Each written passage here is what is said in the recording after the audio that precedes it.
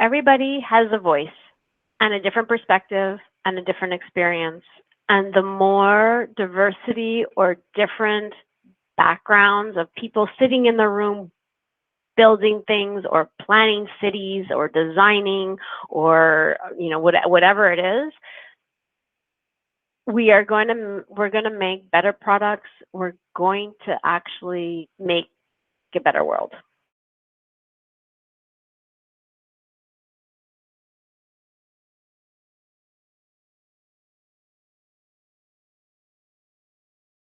I'm Erika Brandelin. I am a particle physicist, and I work within the an experiment at CERN, which is the CMS experiment, and take data from the LHC accelerator. In specific, I write software to reconstruct the particles that come out from the interaction of the LHC. I'm Karen Kashansky, and I studied math and computer science. I am currently a conversation designer at Google in Switzerland.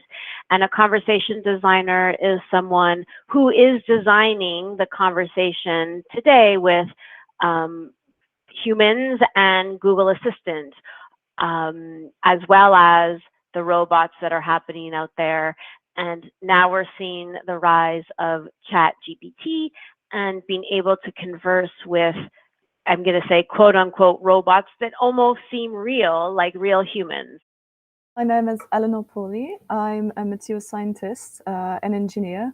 I'm from Switzerland, and I did my undergraduate studies at EPFL and then Zuidhaven in Switzerland, studying materials science and engineering. And then I did my master's and my PhD at the University of Cambridge in the UK, also in materials and metallurgy. I'm currently finishing. And on the side, I actually been working quite a lot into the space domain. I lead basically a community on human analog space missions and teach a class on human analog space missions, and have been an analog astronaut twice and planning on being several times more.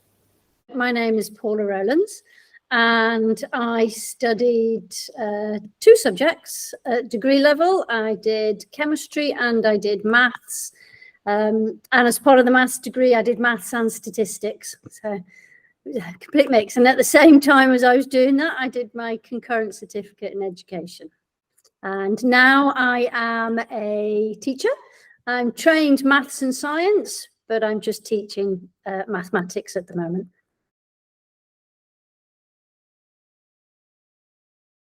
When I was in fourth grade, I took a computer class called Logo. And this is, similar to some of the initial computer classes or programs that you see today with kids. It's being able to program a little robot that goes around the screen and can draw certain things. So that was kind of the start. But what happened was after high school, I took another computer class, much more kind of in depth. It was actually from a woman teacher. And what I found was this amazing world of solving problems and being able to tackle challenges with these other languages, with these computer languages, and being able to solve things that you just couldn't really do with your alone, with your brain. And computers could kind of help figure out stuff for you. And so with that, I decided to do a computer science degree. In high school, I've studied languages and economics. So I'm not someone that was particularly passionate for physics since she was very young. But it grew during the studies. And then at the university, I decided to choose it and to give it a try. So at the beginning was quite tough, as you can imagine. But then it got easier and easier also because I got more and more enthusiastic about the subject. In specific for particle physics, I remember that in the first 3 years of the university, so in the bachelor thesis, our university organized a tour to CERN to visit the CMS experiment. And I remember it very, very well, because when I arrived here and I saw the experiment and I realized what was CERN and what it was about, I was really, really enthusiastic about everything. So I've decided that particle physics was definitely what I wanted to focus on. Oh, it goes right back to school. So I just found that the chemistry and the maths, I just got it. I didn't have to work too hard. My languages, my English, oh, I had to work so hard at those. So maths and science, it just came quite naturally to me. And I found that I was getting through the work really quickly, and the teachers were giving me some extra work to do, and I was always helping my friends. And then because I enjoyed the lessons so much, I just started enjoying the subjects more, and I became more and more interested in the subjects. And then when it was time to choose what I wanted to do at university, well, there was no option. I was going to do maths or I was going to do chemistry. Couldn't decide. So that's why I ended up doing both. I think when I was already 6 or 7, I wanted to design machines to help. Basically, for me, I see a problem and I want to solve it. I'm very much a problem-solving person, you know, like I hate when things are not working. I hate when there's a problem. So I will be looking for solutions. And I loved robots. I loved machines. It's funny. I always wanted to find solutions. And later on, I kind of wanted to be an astronaut, but I thought, you know, you need to be absolutely perfect in everything, and I'm far from it. But now I'm trying for it, even though I'm still far from perfect. and yeah, I wanted to go for math and physics, and although I was much better at languages, languages came easily to me. I found it, yeah, for me, they were tools, whereas engineering was really what I wanted to do. Teaching is my second profession. I came into this a little bit later.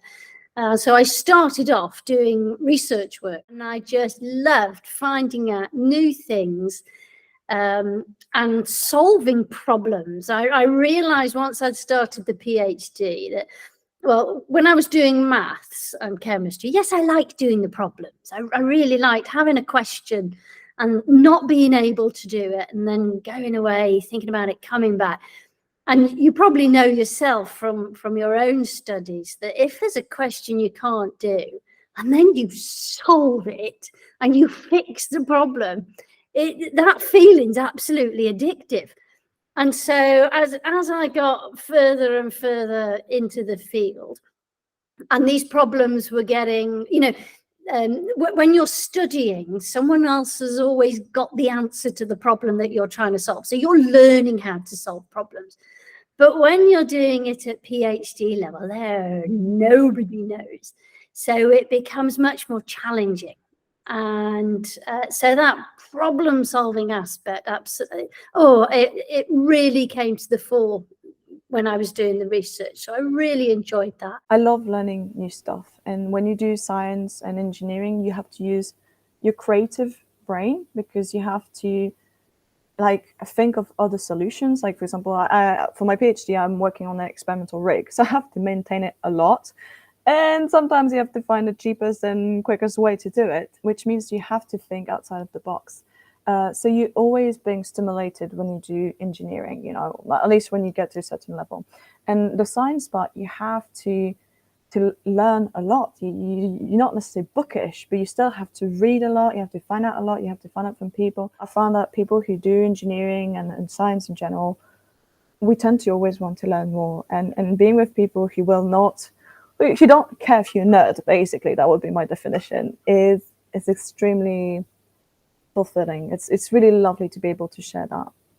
We have either a project or small problems that are quite difficult to solve, and we are asked to do it in an innovative way. And that's the part that really kind of interests me more, most of what I'm doing. But then there is a second part that is more general, and I think it's the part where I draw all my motivation, which is really kind of the overview of what we are doing. When you do a step back on your specific daily task and you look at the goal that our experiment has, and what CERN is doing, and how it's really cool to think that we study the particles to understand the universe and the law of physics. And every time I do this step back, this is really something that motivates me, and something that is a big part of my STEM career that I love every time. I have worked at some really cool companies over the past years because I can take all that I've learned and apply it to new things that we don't know yet. So I know how to think about the problem space of designing, of like how humans should interact with machines, right? And so I actually worked at Lego for a little bit because they were thinking about how to create a like interactive Lego blocks. So like Lego blocks that were smart. And so I knew how to kind of come in and help guide them on how to think about that. I've worked on autonomous vehicles, so cars that drive themselves, because again, I could take a lot of what I've learned and apply it to this new space. And so for me, like the exciting thing about my work is that there's always like technology is always evolving, and we don't always know how to solve the next problems or how to invent the next technology. But with all of this experience, you can package it up, and you can know how to apply what you've done in the past to these new things. So I'm always like helping to invent new stuff, and that's pretty cool.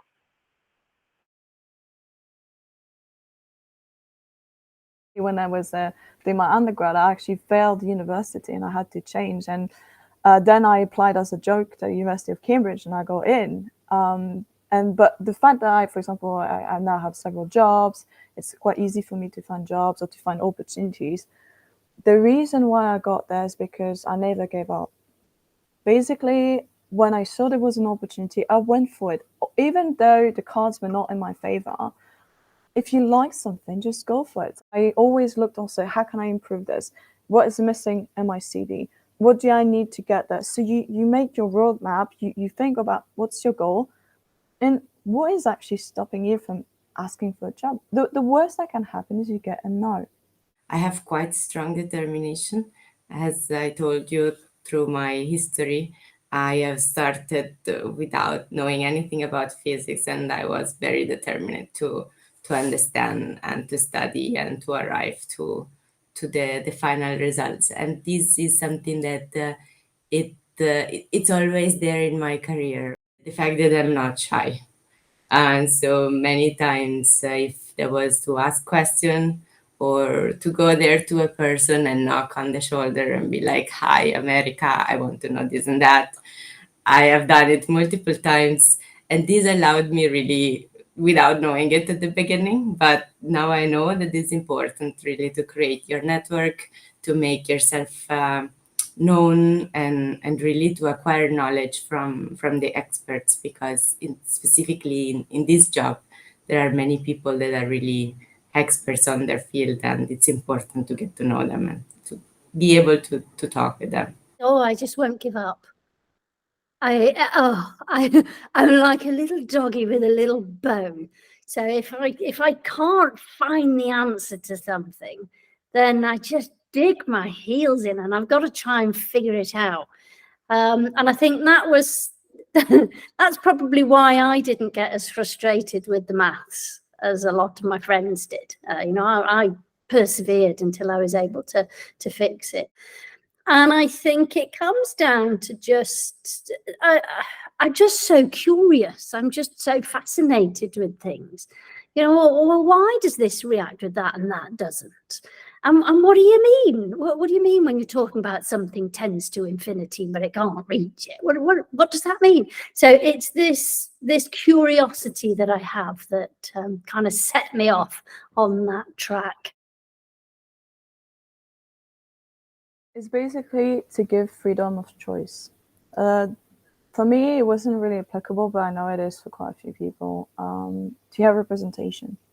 If you know that there's women in STEM, then you know that you can have a position there, right? If there's none, then you might make the shortcut that it's not allowed, right? So it's basically making sure that future generation choose something not based on the gender, but based on what they want to do. If there's more women in STEM, then then there's the choice. And I don't think women will be necessarily better in engineering or guys will be better in engineering. It's really just have more people who are passionate. So many people pick jobs that they hate just because society is more conformist. If I was doing languages, I would probably be miserable as hell. I use languages a lot. I like learning languages. If I were to use that every day, I would be an awful worker, because it's not my true calling. And by having presentation, you make sure that everybody can go, or at least you increase the rate at which they can do this, And I also think that, funny enough, there's a lot of engineering solutions that were thought by men who are not always applicable to women. For example, the machine I use was built by a colleague, male, who's like 20 centimeters taller than me. So on average, a woman would be smaller or my size, right? Because he's 20 centimeters taller than me, when I use the machine, I have to be sometimes on tiptoes, which is actually dangerous for me. And so the problem is, if I'm surrounded by people who are a different morphology, it's going to impact my safety. The same way, for example, medical studies are based on mostly males, and that means that lots of medication is actually not applicable for women, or actually dangerous because we haven't done the right research. If you have more representation of engineers, female engineers, a lot of the stuff will have to be adapted, which means the workplace is safer or maybe more efficient for all. So it's kind of like a circle, and it doesn't mean that suddenly everything will be smaller. Just maybe the rig I would be working on would have a more durable height because it would be adapted for more people. I'm going to kind of rephrase the question a little bit, because I think it's not just a case of having more women in STEM. I think it's a case of having more diversity in STEM. So I think, if we have more diversity generally, and then, and it's not just one particular type of person doing STEM, then whoever is in that minority will feel more comfortable, will feel more attracted to that career. I think the real point is why we should not. Like, why we should just be happy about the situation as it is. Why we should not look at this as an important resource in terms of skills, in terms of knowledge, in terms of many other way to work that is important to have in your own field if you want to increase and be competitive and be at the last news in technology and science and everything, because at the end it's really important to have a type of diversity that allows you to not keep anyone outside your field, but get them in and get new ideas that they bring along. So this really applies to women, but also applies to more diverse skills in general.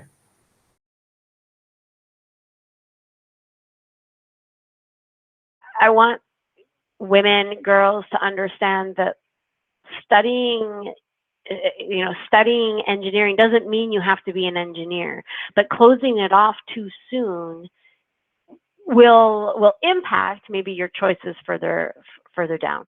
People think STEM is, oh, then I have to go and learn science, right? Or I have to go and learn engineering. But actually, a lot of the careers that you can build, you don't have to be the scientist, but you want to have a basis in a lot of this, on a lot of these foundations.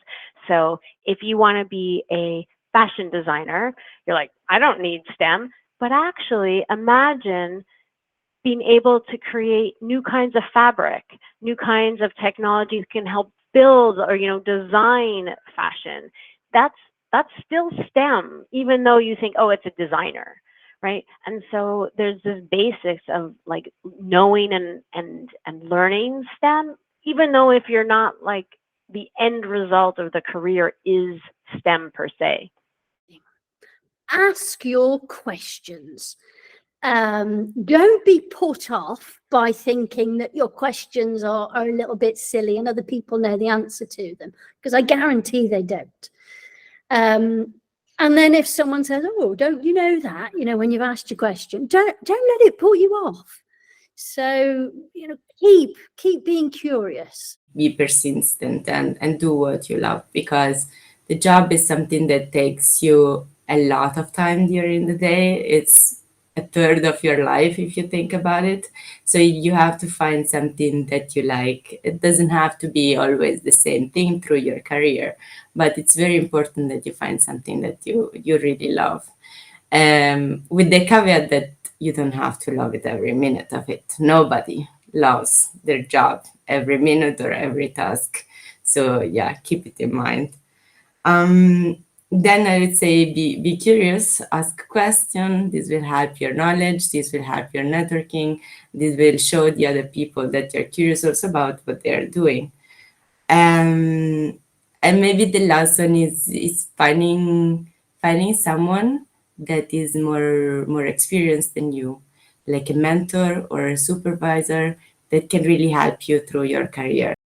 So I think that once you're like in a first job, or even just interested in an area, right, being able to ping someone on LinkedIn or someone in your company and be like, can I take you for coffee? I'm interested in your job, or I'm interested in like learning more about what you do. Can you take, you know, are you able to take 30 minutes to talk to me? And so mentoring doesn't have to be like, oh, I'm signing up for like meeting you every month, right? You can just start with these conversations.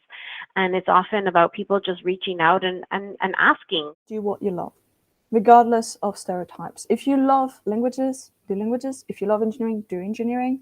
Go for it. Pick what you want, defend your position, do what you love. Don't care about others, you know, and on the long run, it really does pay off.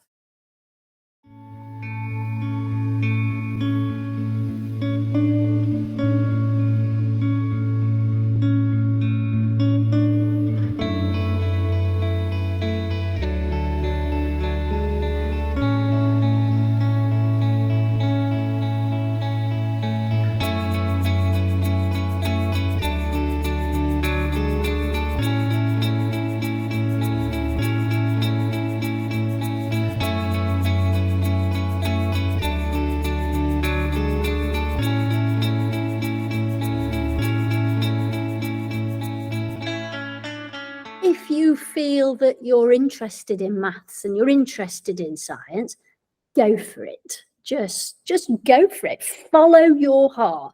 I don't regret it for a moment. I really don't. I'm still just as enthusiastic about maths and science as I was back when I was, well, younger than you.